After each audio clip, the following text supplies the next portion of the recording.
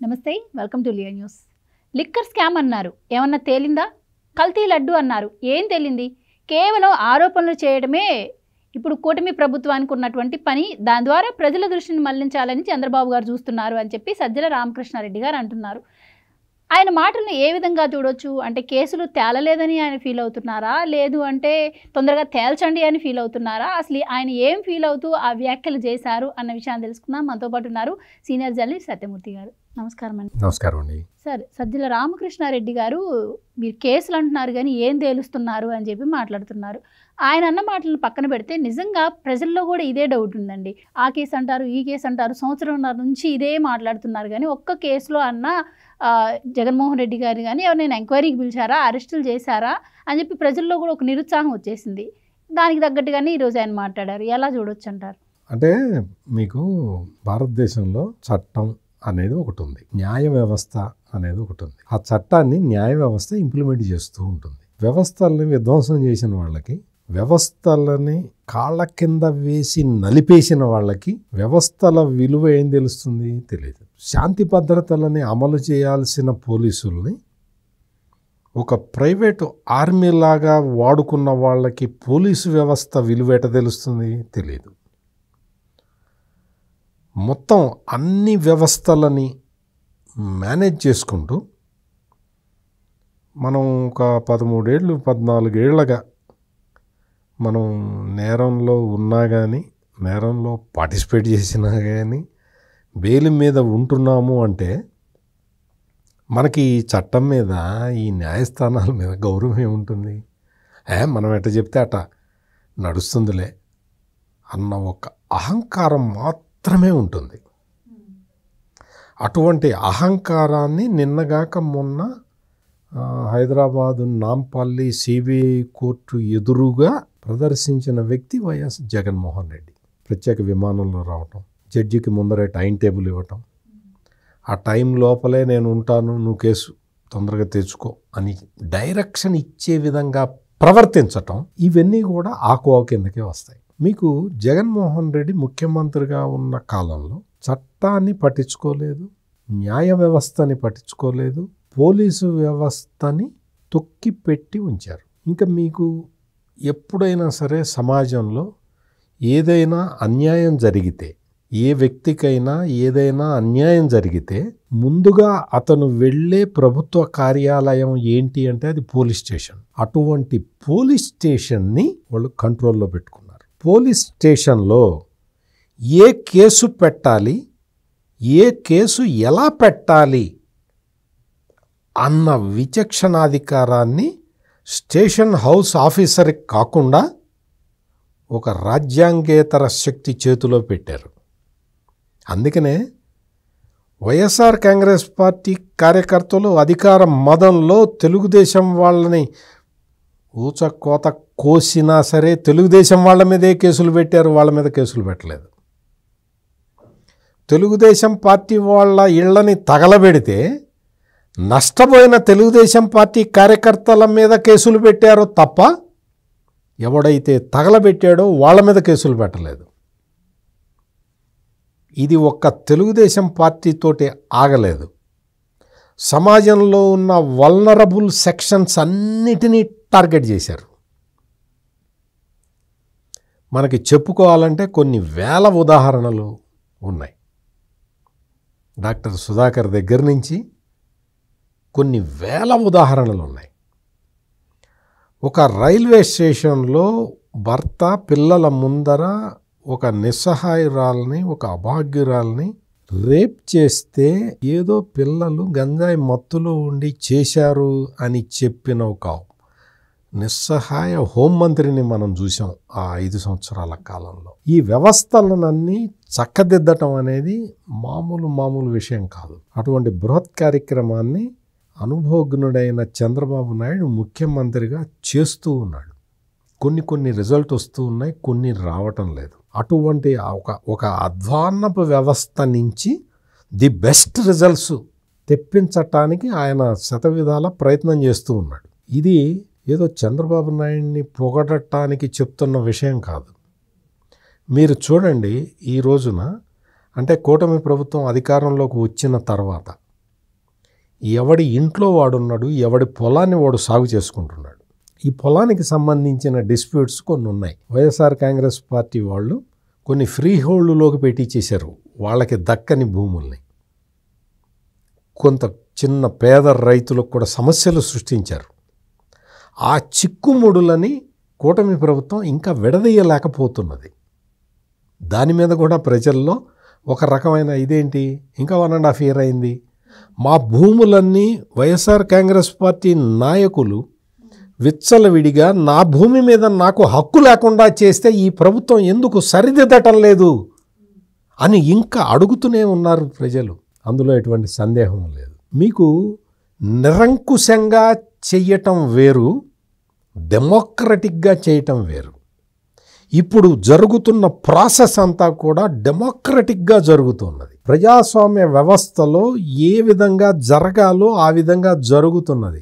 ఈ విషయం అర్థం కాని, అర్థం చేసుకోవటానికి మనస్కరించని వైసీపీ నాయకులు ఇంకా ఏం తేలలేదు, ఇంకా కేసులన్నీ అట్టగే ఉన్నాయి, కేసులన్నీ ఇంకేం తేలాలి, ఏమి తేలాలి? నీకు తిరుపతి లడ్డు కల్తీ ఎక్కడి దాకా వచ్చింది? ఎంతమందిని అరెస్ట్ చేశారు? వాళ్ళందరినీ అరెస్ట్ చేశారా? నీకు అప్పట్లో టీటీడీ చైర్మన్గా ఉన్న వైవి సుబ్బారెడ్డి పిఏని చిన్న అప్పన్నని పట్టుకున్నారా? చిన్న అప్పన్న అకౌంట్లో 4,98,00,000 రూపాయలు ఉన్నాయి. అందులో 4,95,93 లక్షలు అనుకుంటా, ఒక 5 లక్షలు అతని దగ్గర పెట్టుకొని మిగిలినవన్నీ ట్రాన్స్ఫర్ చేశాడు. ఇంత తెలిసిన వాళ్ళకి ఎవరికి ట్రాన్స్ఫర్ చేశారో తెలీదా? పోలీసులకి ఆ మాత్రం తెలీదా? తెలుసు.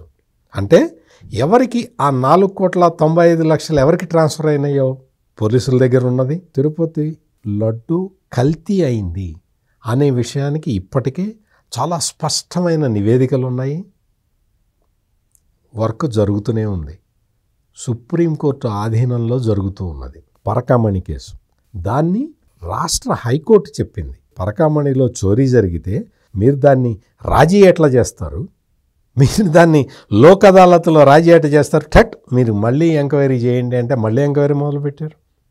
ఎంక్వైరీ మొదలు పెట్టంగానే ఎవరైతే ఫిర్యాదు చేశాడో, మొట్టమొదటిసారి ఫిర్యాదు చేసిన వ్యక్తి లేడిప్పుడు. అంటే ఇందాక కల్తీ నెయ్యి విషయంలోనేమో బ్యాంకు ఖాతాలు మేము పరిశీలిస్తాము అంటే న్యాయస్థానానికి వెళ్ళి అడ్డుకున్నారు. ఇప్పుడు ఈ పరకామణి కేసులో ప్రధాన ఫిర్యాదుదారుడు ఇప్పుడు భౌతికంగా మన మధ్య లేడు. ఇంకొకటి, ఈ కల్తీ మద్యం కేసు ఉంది కదా, ఈ కల్తీ మద్యం కేసులో అన్ని రకాలుగా ఆధారాలు వచ్చినాయి. వైఎస్ఆర్ కాంగ్రెస్ పార్టీ నాయకుడు అతన్ని అరెస్ట్ చేశారు, అతనికి బెయిల్ రావట్లేదు, పైగా పోలీస్ కస్టడీకి ఇస్తూ ఉన్నారు. ఇది తర్వాత ఒరిజినల్ మద్యం కేసు ఉంది కదా, లిక్కర్ స్కామ్ ఉంది కదా, ఆ లిక్కర్ స్కామ్లో ఎంతమందిని అరెస్ట్ చేశారో అందరికీ తెలుసు. మళ్ళీ కొత్తగా మనం అన్నీ చెప్పక్కర్లేదు. అరెస్ట్ చేసిన వాళ్ళల్లో అతి ముఖ్యమైన 3 వ్యక్తులకి డిఫాల్ట్ బెయిల్ వస్తే, సార్ అదేంటి సార్ అట్లా డిఫాల్ట్ బెయిల్ ఇచ్చేశారు, మేము చేస్తున్న పని ఇది సార్ అని చెబితే కోర్టు మళ్ళీ రీకన్సిడర్ చేసి డిఫాల్ట్ బెయిల్ ఇవ్వటం తప్పు అని చెప్పి మళ్ళీ వాళ్ళని జైలుకి పంపించింది. ఇంకేం చేయాలండి? అంటే చట్టం తన పని తాను చేసుకుపోతూ ఉన్నది, పోలీసులు తన పని తాను చేసుకుంటూ పోతూ ఉన్నారు, సాక్ష్యాలు ఆధారాలు న్యాయస్థానం ముందర ఉంచుతున్నారు, న్యాయస్థానంలో జరిగే ఈ పరిణామాలన్నీ వాళ్ళు ఫాలో అవుతున్నారు. న్యాయస్థానాలు ఏ విధంగా చెబితే ఆ విధంగా చేసే మంచి పోలీసు వ్యవస్థ ఆంధ్రప్రదేశ్లో ఉన్నది. అందుకని కేసులన్నీ కూడా పరిష్కారం అవుతూ ఉన్నాయి. ఒక్క కేసు, వాళ్ళు పోలీసులు పెట్టిన ఏ కేసు కూడా వీగిపోవటం లేదు. ఆఖరికి ఆడెవడో ఒకడు మహిళల్ని కించపరుస్తూ వీడియో చేస్తే ఆయన కూడా తీసి లోపలేశారు. అంటే సాక్ష్యాలు ఆధారాలు ఉంటే తప్ప ఎవరి జోలికి వెళ్ళటం లేదు. ఇటువంటి వ్యవస్థలో నిజంగా చాలామంది అంటే వైఎస్ఆర్ కాంగ్రెస్ పార్టీ నాయకుల మనస్తత్వం ప్రకారం వైఎస్ఆర్ కాంగ్రెస్ పార్టీ పాలనలో పెట్టుకున్న యార్డిస్టిక్స్ ప్రకారం చూస్తే కూటమి ప్రభుత్వం మీకు చర్యలు తీసుకోవటం లేదు అన్నట్టు కనపడుతుంది. దయచేసి ఆ అప్రజాస్వామిక పాలనలో పెట్టిన బెంచ్ మార్క్స్, ఆ అప్రజాస్వామిక పాలనలో జగన్మోహన్ రెడ్డి ఏర్పాటు చేసిన ఆ స్టాండర్డ్స్ని మర్చిపోండి. చట్ట ప్రకారం అంటే సమాజ మేలుని కాంక్షిస్తూ పనిచేసే పోలీసులు ఉన్న ప్రభుత్వం ఇది. అందుకని కొంచెం జాప్యం జరుగుతుంది.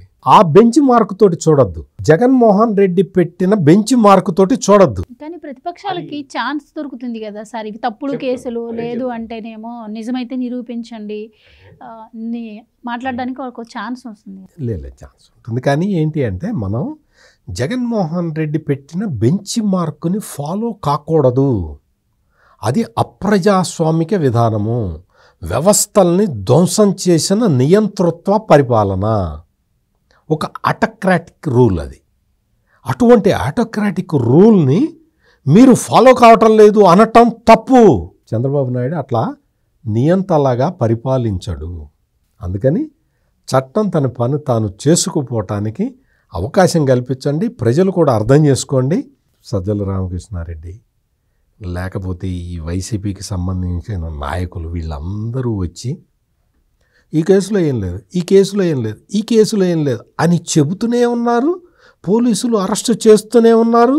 ఆ అరెస్ట్ అయిన వాడికి బెయిల్ రాకుండా పోతూనే ఉన్నది. వాళ్ళందరూ ఇంకా జైల్లోనే ఉంటూ ఉన్నారు. దాని అర్థం ఏంటి అంటే పోలీసులు పెడుతున్న ప్రతి కేసులో ప్రాథమిక సాక్ష్యాలు, ఆధారాలు ఉంటున్నాయి కాబట్టే న్యాయస్థానాలు ఆ విధంగా స్పందిస్తూ ఉన్నాయి. దయచేసి ఈ విషయం గుర్తుపెట్టుకోండి. ఇళ్ళలగానే పండగ కాదు. లేకపోతే ఈ సజ్జల రామకృష్ణారెడ్డి లాంటి వైఎస్ఆర్ కాంగ్రెస్ పార్టీ ప్రతినిధులు వచ్చి చెప్పినంత మాత్రాన ఈ కేసులేవి గాలికి ఎగిరిపోయే కేసులేం కాదు. ఆస్తులు కూడా స్వాధీనం చేసుకుంటూ ఉన్నారు చాలా కేసుల్లో.